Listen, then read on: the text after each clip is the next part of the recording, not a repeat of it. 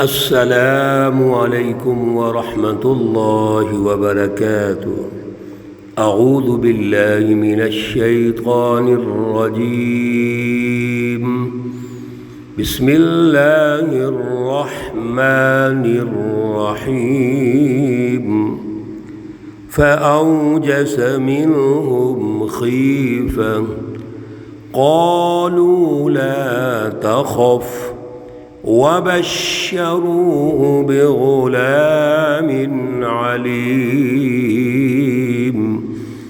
فأقبلت امرأته في صرة فصكت وجهها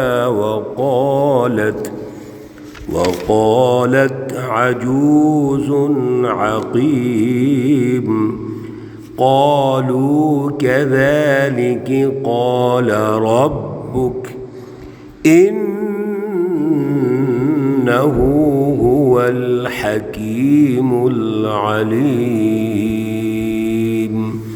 صدق الله العلي العظيم۔ اللهم صل على سيدنا ومولانا محمد النبي الأمي وعلى آلہ واصحابہ وبارک وسلم وصلی علیہ۔ معزز سامعین و سامعات، سورۃ الذاریات پارہ نمبر 26 آخری آیات ہیں جن پر درس ہو رہا ہے، اور آیات مقدسہ 27، 28 اور 30 تک ہیں۔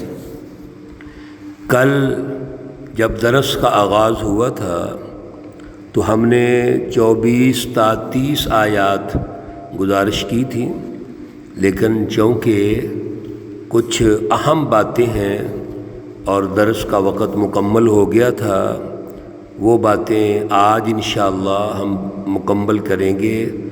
تو آج ان آیات کا دوسرا حصہ ہے، کل اس کا پہلا حصہ ہوا تھا اور انہی آیات کا آج دوسرا حصہ ہے۔ میرے عزیزو، گفتگو یہ ہو رہی تھی کہ مجرمین اور مکذبین جو حزب الشیاطین ہیں، اللہ رب العزت ان کو عذاب سے دوچار کرتے ہیں۔ ان کو پہلے انبیاء کے ذریعے سمجھاتے ہیں، سچی رہنمائی ان تک پہنچاتے ہیں، اللہ کے نبی دلائل سے بات کرتے ہیں۔ اللہ رب العزت کی خود یہ عادت شریفہ ہے، اللہ کا تربیت کا یہ انداز ہے کہ اللہ چیزوں کو فورس نہیں کرتے، ٹھونستے نہیں، بلکہ دلائل سے بات کرتے ہیں۔ اگر یہ مجرمین نہیں سمجھتے، حد سے تجاوز کرتے ہیں، تو پھر ان پر اللہ کا عذاب آتا ہے، اور یہ عذاب کو جلد ڈیمانڈ کرتے ہیں، مطالبہ کرتے ہیں کہ کہاں ہے وہ عذاب۔ پھر اللہ فرماتے ہیں کہ یہ ہے وہ عذاب۔ یہ مکہ والوں کے ساتھ بھی ایسے ہوا، رسول اللہ صلی اللہ علیہ وسلم کا مذاق اڑاتے تھے۔ تو جب غزوہ بدر ہوا اور بڑے بڑے سردار مارے گئے تو اللہ نے فرمایا کہ ذوقوا فتنتکم ھذا الذی کنتم بہ تستعجلون، چکھو اب اس عذاب کو، یہ ہے وہ عذاب جس کی تم جلدی کرتے تھے، مطالبہ کرتے تھے، اور کہتے تھے کہاں ہے اللہ کا وعدہ؟ اگر وعدہ سچا ہے تو کیوں نہیں آتا؟ میرے عزیزو، اللہ کا جب وعدہ آتا ہے تو پھر وہ لازمی آتا ہے۔ انما توعدون لصادق اور ان بطش ربک لشدید۔ اللہ تو ڈھیل دیتے ہیں، موقع دیتے ہیں، ہمیں بچانا چاہتے ہیں، اللہ ہمیں تباہ نہیں کرنا چاہتے۔ تو قوم لوط وہ حد سے بڑی ہوئی ہے اپنی شرارتوں میں، عادتوں میں۔ لوط علیہ السلام کے مقابلے میں آ کر شیطانوں نے حضرت لوط علیہ السلام کی اس اعلیٰ فکر جو اللہ کی طرف سے ہے، جو مرکز اس کا ابراہیم علیہ السلام ہے، اس کا انکار کرتے ہیں اور لواطت جیسی بیماری ان کے اندر موجود ہے جس کو چھوڑتے نہیں ہیں۔ تو یہ فرشتے اللہ نے بھیجے ان کے عذاب کے لیے۔ اور راستے میں ابراہیم علیہ السلام چونکہ مرکز ہیں، حضرت لوط علیہ السلام ابراہیم علیہ السلام کے تابع اللہ کے نبی ہیں، اور جو علاقہ ان کو دیا گیا اللہ کی اس سچی رہنمائی کو غالب کرنا چاہتے ہیں۔ اس لیے ابراہیم علیہ السلام کے پاس فرشتے آئے، اور وہ ہم پہلے حصے میں ڈسکس کر چکے ہیں کہ ان کی مہمان نوازی کے لیے ابراہیم علیہ السلام نے ایک بچھڑا تیار کیا جو گھی کے اندر بھونا ہوا ہے۔ پھر سلام کرنے کا طریقہ کار کیا ہے اس کی تربیت مل گئی ہمیں، مہمان نوازی کرنے کا طریقہ کار کیا ہے اس کی بھی تربیت مل گئی۔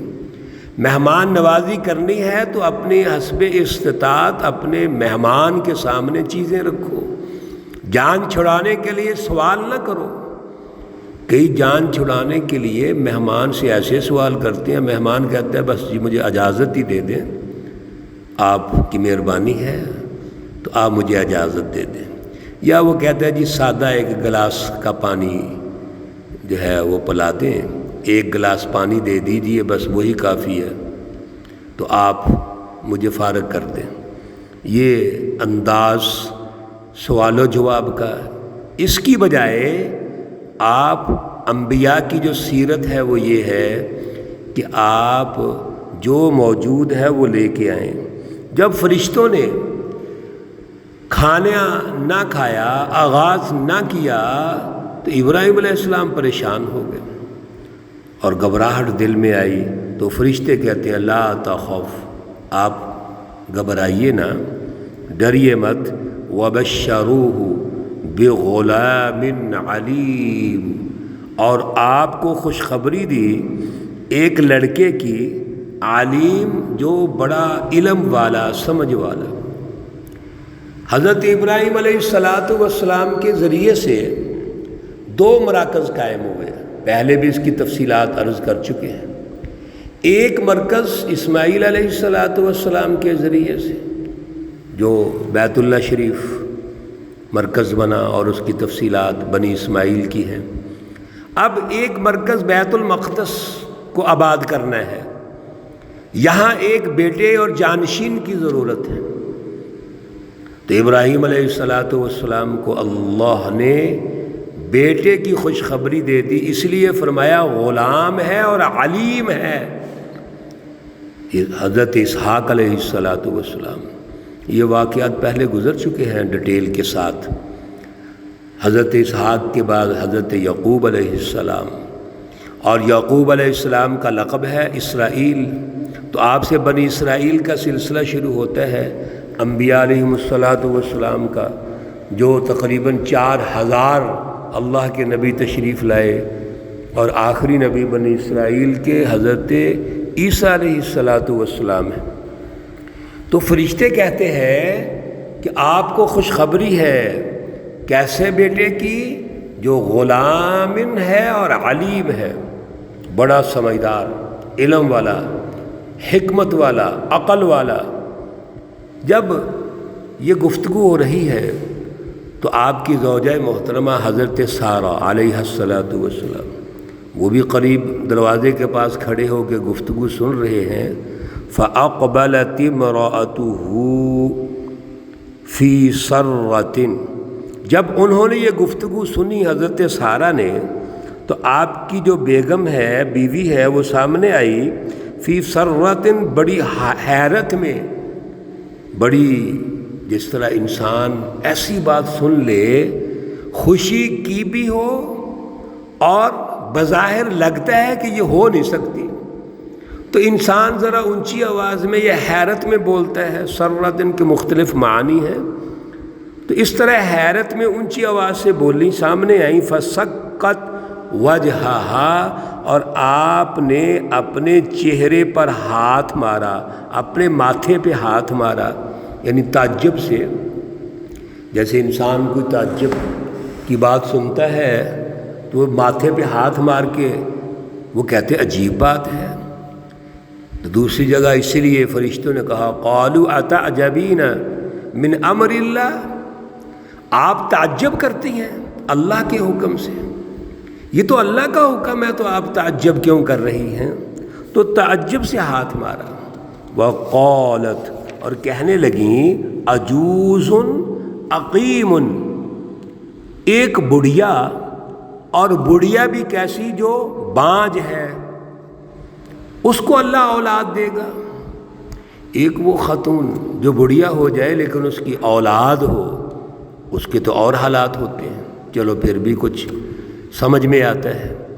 اور ایک وہ بڑھیا جس کی اولاد ہی نہیں ہے، بانجھ ہے اور اب بڑھیا ہے، اب عمر ہی نہیں ہے وہ، تو پھر کس طرح یہ اولاد ہوگی؟ یہ جو بیٹا ہے اسحاق علیہ السلام کیسے ہوں گے؟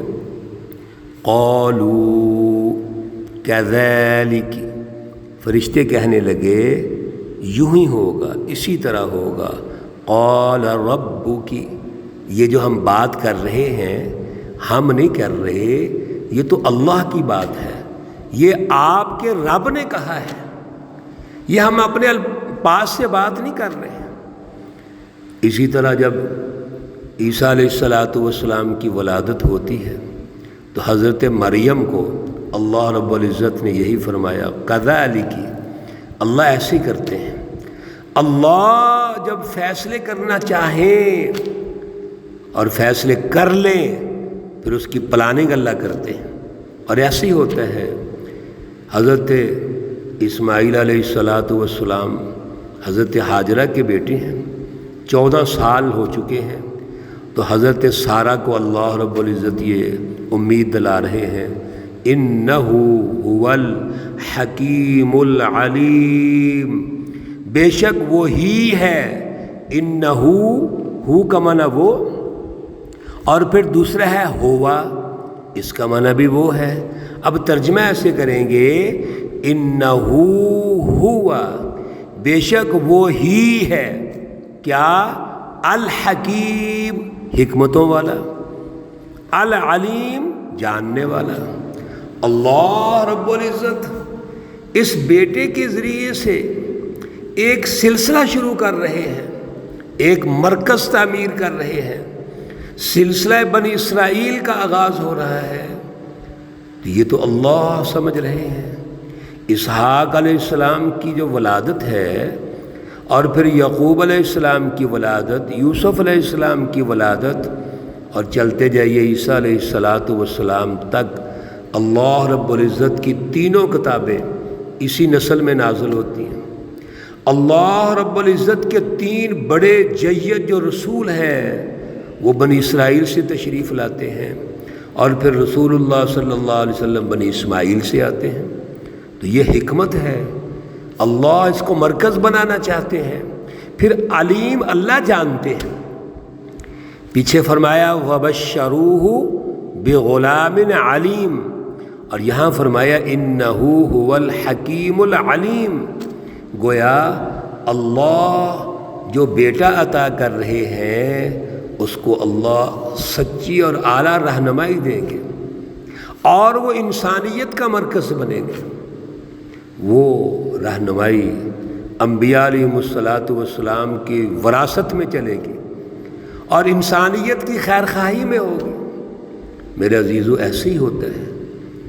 یہ وہ واقعہ ہے جو ابراہیم علیہ السلام کے پاس فرشتوں کا آنا اور بیٹے کی خوشخبری دینا، اور بیٹے کے ذریعے اسحاق علیہ السلام کے ذریعے سے ایک مرکز کی تعمیر و تشکیل کرنا ہے۔ اللہ رب العزت اس سچی تاریخ سے ہمیں وابستہ فرمائے، اس کا شعور عطا فرمائے۔ اللہ رب العزت تمام بیماروں کو شفائے کاملہ عاجلہ مستمرہ عطا فرمائیں۔ اللہ رب العزت تمام مرحومین و مرحومات کو جنت الفردوس میں اعلیٰ مقام عطا فرمائیں۔ ربنا تقبل منا انك انت السميع العليم وتب علينا انك انت التواب الرحيم وصلی اللہ تعالی علی النبی الأمی محمد وعلی آلہ واصحابہ اجمعین برحمتک یا ارحم الراحمین۔ السلام علیکم ورحمۃ اللہ وبرکاتہ۔